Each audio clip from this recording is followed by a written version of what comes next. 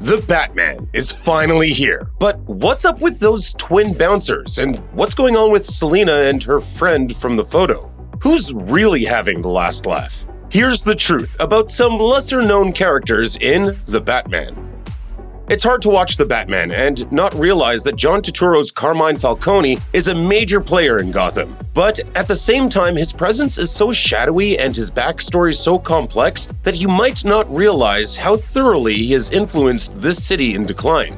The Falcone character has been in orbit around Batman for some time, even if he wasn't introduced until the late 80s, long after characters like Joker and the Penguin had been established. Tom Wilkinson made for a menacing Falcone in Batman Begins, and John Doman fleshed out the mobster stereotype quite a bit on the TV series Gotham. But Turturro's Falcone is a different beast. From the first scenes of The Batman, you can see the newspaper clippings on the wall celebrating the arrest of Salvatore Maroni. Maroni was once Falcone's chief rival, and his arrest opened the city for Falcone's ascension up the ladder of organized crime. The crime lord has his fingers in many pies, but also owns the Iceberg Lounge and its club within the club, the Mob Hangout 44 Below. This is where Selina Kyle's mother, Maria, once worked, and Selina has been a regular face there since she was a child and is now employed there. As Carmine later confesses in a moment of weakness, he killed Maria, and if he'd had his way, he would have killed Selina too. Then there's the Wayne family. Carmine was once shot in the chest and showed up on the doorstep to Wayne Manor, where Thomas Wayne saved his life. A young Bruce, hiding in the shadows of a stairwell, witnessed the entire incident. It is moments like this that made Bruce grow up thinking his father was a great, noble man whose senseless death needs to be avenged. As Carmine is all too willing to tell an adult Bruce Wayne, however, Thomas got his hands dirty too, leading to the death of a newspaper reporter. The front door at the Iceberg Lounge is manned by two intimidating, if somewhat dim, henchmen serving the Penguin and ultimately Falcone. The twins, as they are called throughout the film, are played by Max and Charlie Carver from MTV's Teen Wolf. In an early scene of The Batman, the Dark Knight shows up at their door and says, "You know who I am."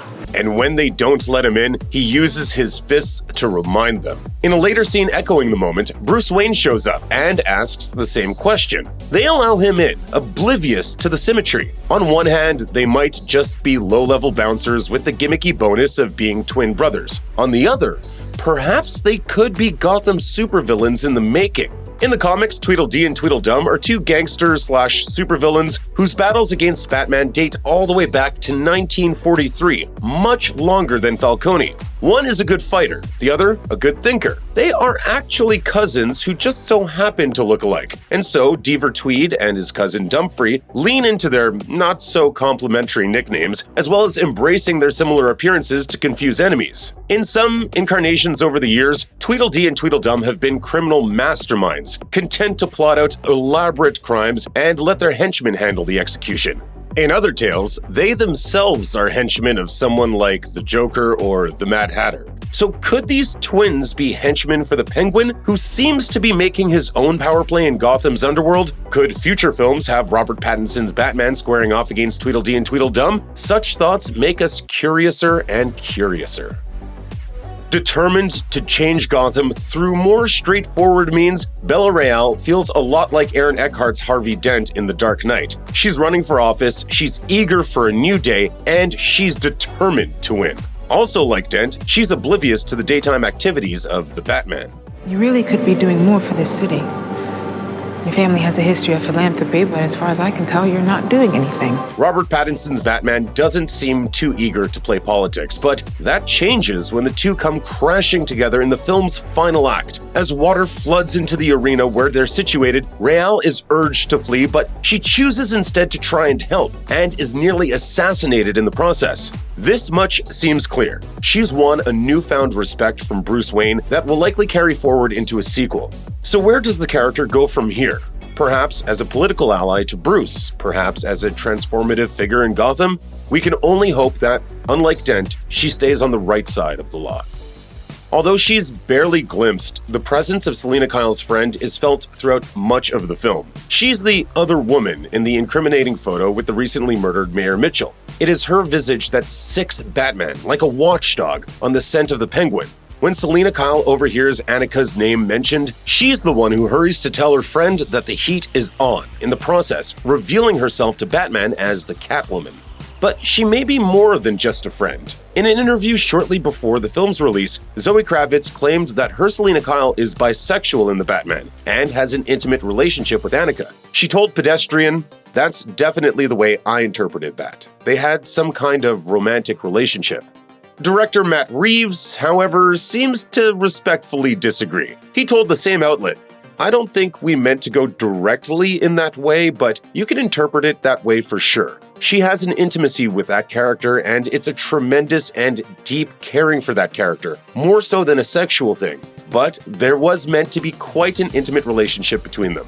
Regardless, the story machinations continue when Batman catches Selina in an attempt to steal back Anika's passport, in a desperate attempt to help her leave the country. But the writing is on the wall, and Anika eventually turns up dead. So, is Anika anything more than a mere plot device? Like many characters in The Batman, her name doesn't seem to appear in any Batman stories ever. Almost certainly, she's a new character created by Reeves and co-writer Peter Craig.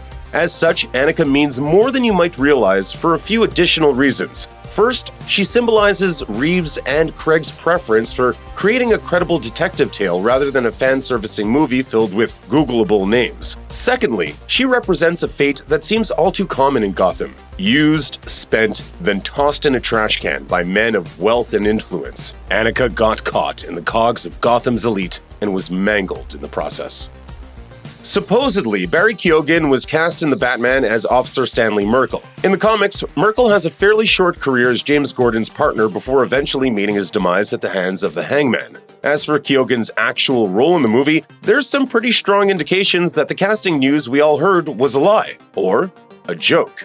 Although it's not confirmed in the film itself, it's pretty clear that Keoghan's cackling Arkham neighbor to the Riddler is the Joker. If The Batman lands a sequel, there's a strong possibility we'll be seeing more of Keoghan's character, whatever his name may be. It seems too easy. It's never easy with the Joker. Check out one of our newest videos right here. Plus, even more Looper videos about The Batman are coming soon. Subscribe to our YouTube channel and hit the bell so you don't miss a single one.